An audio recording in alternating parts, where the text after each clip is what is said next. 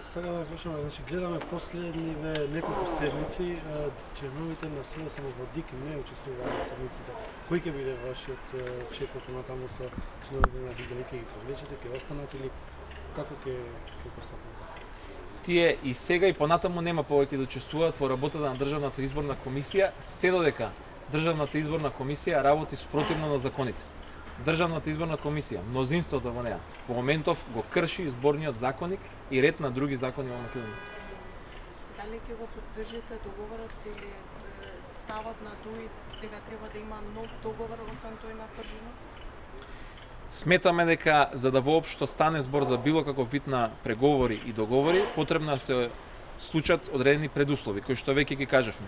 Прво, да се укине одлуката на Иванов за аболиција, и второ, повторно да се состане Собранието на Република Македонија со цел да ги одложи нерегуларните избори на 5 јуни.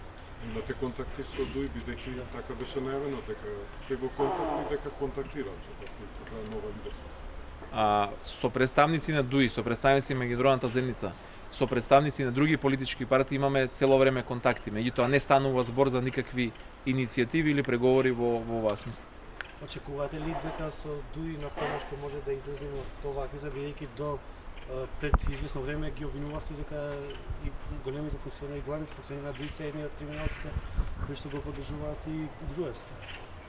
Се за секаков било каков преговарачки процес и договор, реков мора да има исполнување на два предуслови. Исполнувањето на тие два предуслови ќе значи и ќе покаже кој и колку е искрен во иницијативите за постигнување на договор. Цветам дали треба да се соработува со ДУИ за да се излезе од кризата кога веќе беа кинути така како што кажав порано. Дали треба да се продолжи со работата? Апсолутно за излегување од кризата од Македонија, кога што се наоѓа Македонија, мора да одговараат сите оние кои што ги прекршиле законите без разлика од која партија. И истите тие индивидуи од било која политичка партија не можат да бидат дел од решението за кризата во Македонија.